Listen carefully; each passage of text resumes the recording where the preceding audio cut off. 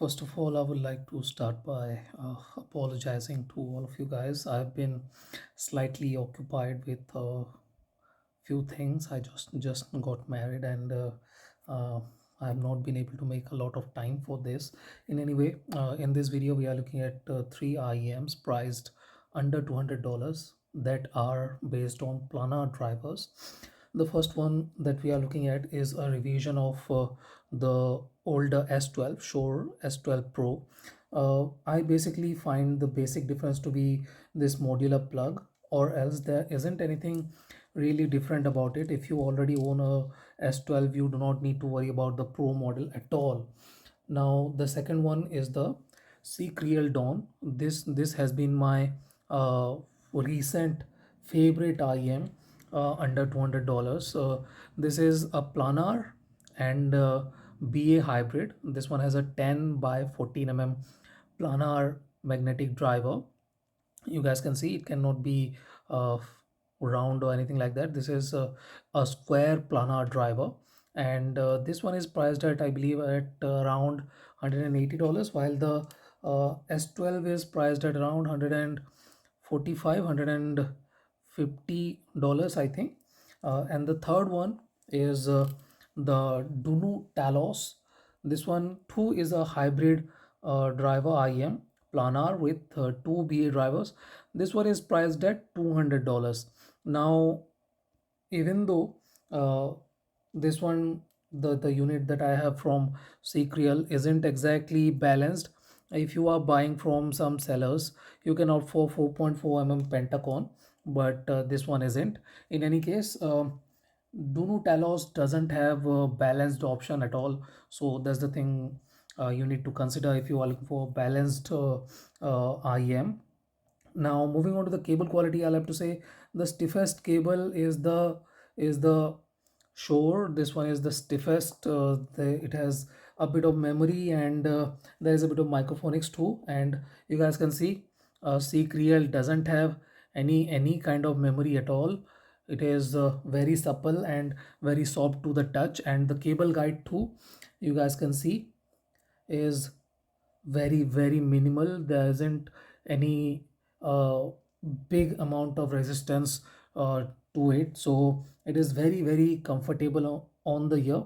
Dunu is slightly on the stiffer side, you guys can see, not the most supplest kind of cable guide. In any case, it too is a bit of on the stiffer side. It is slightly on the stiffer side, you guys can see, slightly on the stiffer side, not the most supple kind of cable. If I have to pick one, I'll say the Seek Real has the best cable here, that feels better. I'm not talking about the sound here. In any case, uh, this is the better supple and less microphonic cable. Very comfortable this one is. Let's move on to the sound quality. Now all these IEMs are planar based, and they do not lack bass. If you are looking for bassy IEM, obviously you can pick any of this and you will not be disappointed.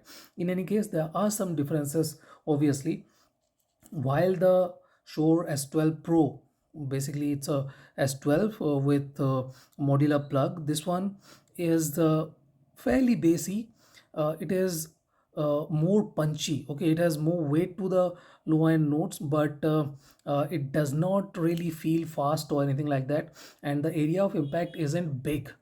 Area of impact is fairly small, while not fairly small, it is kind of small, but it moves the air a bit forcefully. So it has the slam, it has the punch, it hits.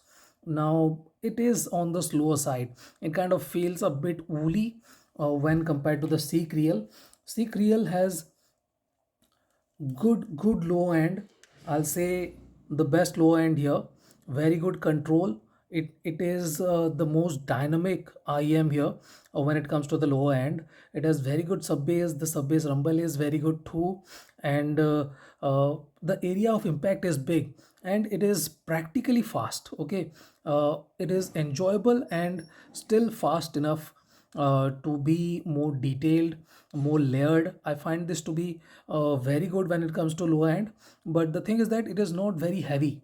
Okay, it hits on a larger area, but it's not on the heavier side. So that is what makes the Sequel Dawn special.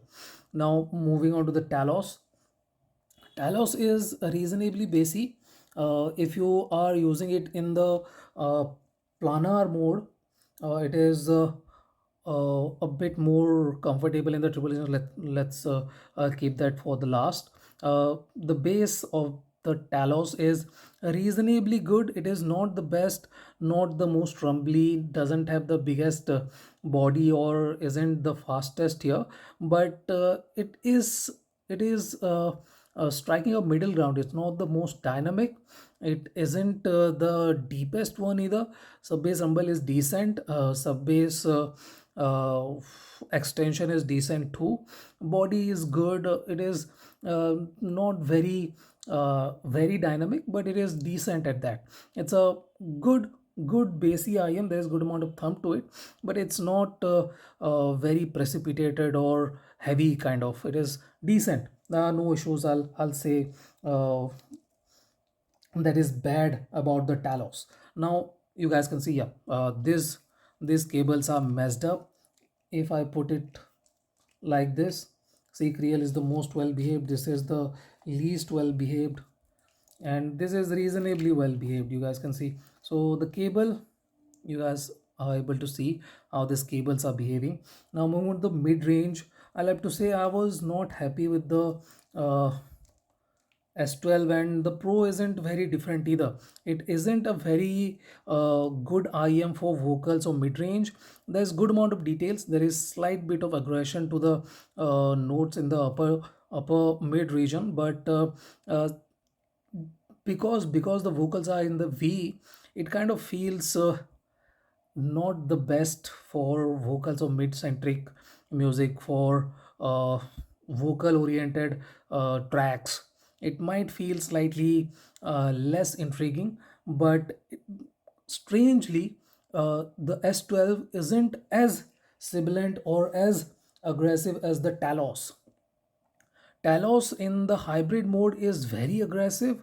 It is kind of bothering, fairly bothering in that region if you are in the hybrid mode.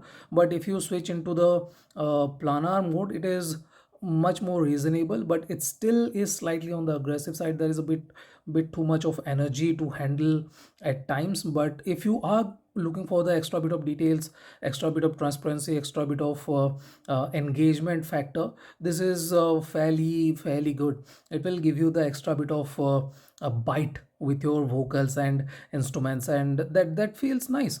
This one does better back and foreground separation, and that is a good thing about it. But yes, you need to keep the energy in your mind. If you are able to handle that, this is a fairly good IM, or else this can be slightly aggressive and slightly I'll say peaky.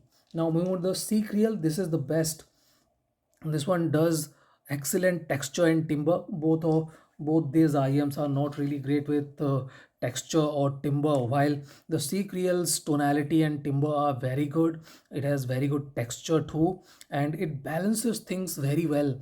The male vocals have a throaty kind of feeling, while female vocals are not very sharp. If you are looking for a middle ground that does everything, this one doesn't feel peaky. This one is not in V, and I find the Sikh reel to be very good with vocals. There are no issues with the mid-range instruments are not aggressive or anything like that. And the background and foreground separation is very good. I find the S12 Pro to be slightly lacking in that regard, but it too is decent. But Seek Real is better there. It's hybrid implementation is very good. I'll have to say the planar doesn't really lag, while the BA driver takes over with pleasure. There are no aggression with it. Now moving on to the treble region, I'll have to say Dunu Talos is very aggressive at with the hybrid mode, but in the planar mode, planar is one, hybrid is on. Okay, so in the hybrid mode, Dunu Talos is kind of very aggressive. It is peaky. It is kind of sibilant. In the planar mode, I'll have to say this is reasonably comfortable, but then it slightly lacks with the upper treble extension. While these two IEMs are very good with extension and stuff. Sequel is much more forgiving. Sequel is much more forgiving than the S12. Both are very good with extension. There are no issues with that. But the Sequel finds itself to be much calmer, much composed. While there are some peakiness with the S12 Pro. It isn't bad. S12 Pro isn't exactly bad, but the Sequel is much more comfortable. It isn't aggressive. It isn't trying to put out extra bit of energy or transparency while having similar amount of details. If you are looking for a calmer yet detailed IM, I'll say Sequel is very good. But if you want extra bit of bite, I'll say pick the S12 Pro over the Talos, because Talos is not very great in the planar mode, while the mode is a bit too aggressive. Now moving to the stage size, I'll have to say both are very, all these three are very good. There are no issues with the stage. While this one is slightly on the taller side, this one too is slightly on the taller side. The Sequel Dawn is much more rounded. There are no issues with staging or anything like that. But I slightly find that it isn't exactly very even. There are no hollowness in it in the stage, but it could have been a bit more even. The vocals and uh, mid range are slightly closer to the head, while the treble gets a lot of space. So that is a different thing. Now,